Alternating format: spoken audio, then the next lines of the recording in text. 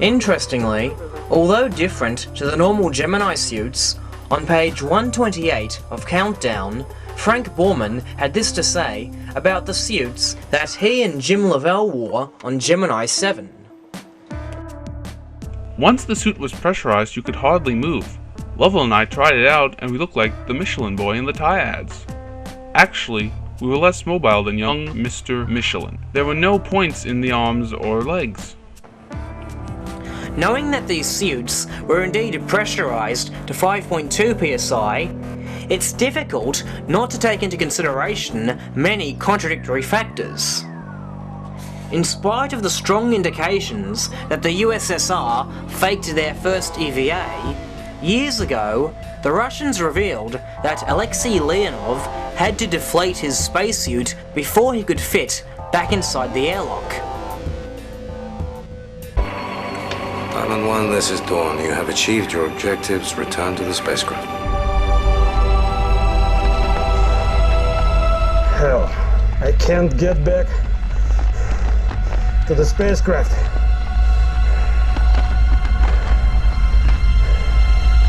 The air pressure in my suit is increasing. I can barely move my fingers in my gloves. I can't pull myself back to the airlock.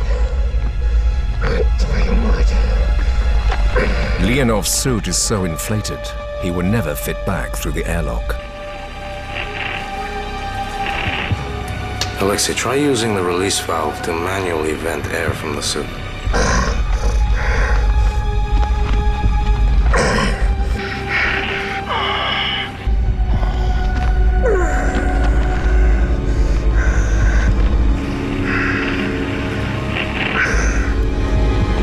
He struggles for 12 minutes at the airlock. With one last push, he finally manages to climb back into the spacecraft. According to a document from NASA's website entitled Walking to Olympus, the EVA airlock mounted onto Voskhod 2 was 2.5 meters long and 1.2 meters wide. The document also reveals that Leonov's suit had a maximum pressure of 5.88 psi.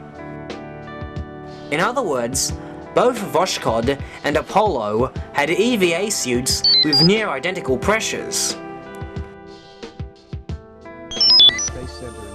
Jim Collier was able to measure the door of the lunar module and found that it was only 32 inches wide. I went to the Space Museum in Washington, where Alan Adell, the curator, promised an hour of his time and a cherry picker to get up here and look at the inside of the limb. We're looking through a glass window through the door. That's a 32-inch door, and you can see the...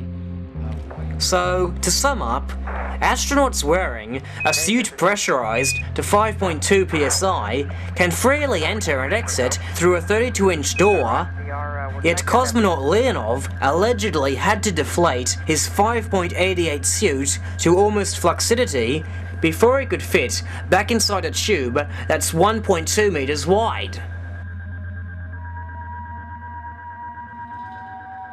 In fact, according to this NASA document, because of the difficulty bending, Leonov was unable to reach the shutter switch on his thigh for his chest-mounted camera, and thus could not take pictures of Voskhod 2, nor could he be able to retrieve the camera mounted onto the airlock which recorded the EVA for posterity. Did you find that your suits were mobile enough in view of the changes, or would you recommend further mobility features for them for operation on the moon? Well, one gets used to the type mobility that your suit affords you. And of course, we would like to always have more and more dexterity with arms moving and fingers moving. These things are under study. Though the Apollo 11 astronauts complained about the lack of flexibility in their gloves, no astronauts have ever reported difficulties in operating their chest-mounted cameras. Basically, you could just sort of point that camera at what you wanted without having to really look through a viewfinder. So all of the crew members understood pretty well how to operate this. And the film turned out to be very, very versatile in coming up with just outstanding results. So what's the spacesuit made of? The innermost layer, called the liquid cooling garment, was similar to a pair of long johns through which water tubes channeled to allow metabolic heat to be transferred from the astro's skin to the liquid. Over that was the suit's pressure bladder, which seals in suit pressure. This layer was composed of neoprene-coated nylon. Like a Gemini, a nylon restraining layer was used on the Apollo suits. Remember, even with a restraining layer, the balloon inflation is still apparent. Okay, I'm coming over. That's beautiful. I feel like $1 million. In fact, on Gemini 4, Edward White reportedly had difficulty closing his hatch, as his suit had overinflated. As David Scott states in his book,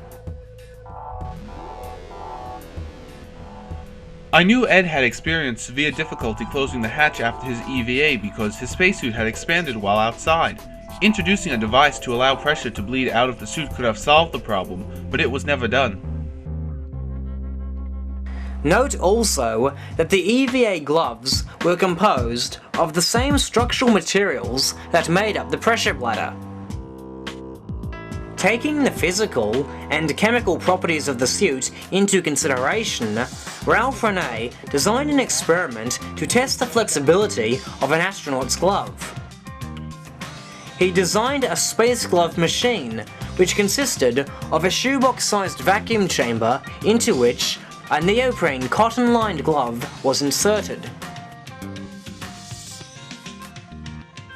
I must emphasize that by Eric Jones's admission, the spacesuits were pressurized to 5.2 psi. The glove inserted into Rene's machine can only go as high as 4.5 psi. In the near vacuum of space, the gases within his body would immediately expand.